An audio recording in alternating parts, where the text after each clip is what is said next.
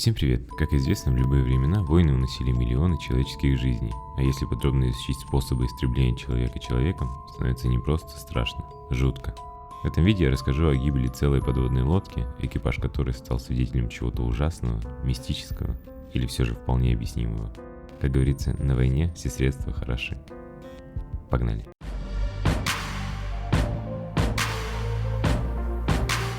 Начнем с небольшой предыстории. В октябре 2018 года шотландские инженеры, прокладывавшие кабель возле Белфаста, наткнулись на обломки подводной лодки.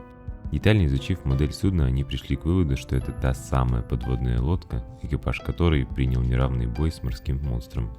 Итак, все по порядку. UB-85 была одной из 96 построенных подводных лодок типа UB-3.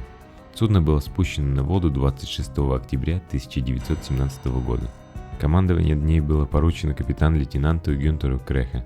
Первый боевой выход в открытое море состоялся в начале 1918 года, но, к сожалению, особых успехов он не принес.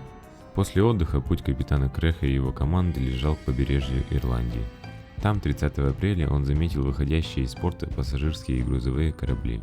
Заняв выгодную позицию для атаки, капитан увидел, как из порта Белфаста вышел равносильный подводной лодке корабль класса «Анчоус». Он выглядел безоружным и вполне соответствовал параметрам грузового судна. Так решил капитан, увидев его силуэт. Но он ошибался, судно было мало того, что вооружено 4 пушками, так еще и имело на борту глубоководные бомбы. Как раз таки для охоты на подводные лодки. Недолго думая, Крех решил, что было бы неплохо пустить на дно судно противника, и отдал приказ описать дугу так, чтобы подводная лодка была перпендикулярна кораблю. Когда казалось, что первая легкая жертва уже записана на счет UB-85, ситуация резко поменялась, так как моряки судна противника быстро обнаружили подводную лодку и незамедлительно открыли по ней огонь. Креха не ожидал такого поворота событий и отдал приказ к срочному погружению. Правда, в спешке был плохо закрыт люк, так как он был поврежден прошлой ночью, и вода начала поступать в подводную лодку. Вскоре вокруг UB-85 начали разрываться глубоководные бомбы.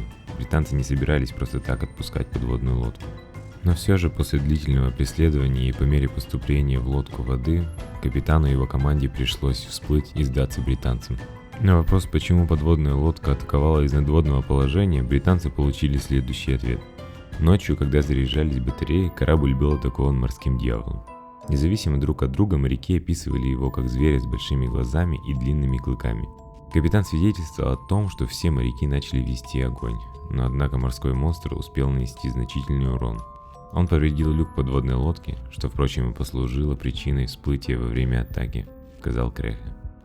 Вот такая история приключилась с немецкой подводной лодкой. Как вы считаете, правда ли, что капитан и его команда были атакованы морским монстром? Или все же это оправдание трусов, решивших сдаться в плен? На этом видео подходит к концу. Жми лайк и не забудь подписаться. Всем пока.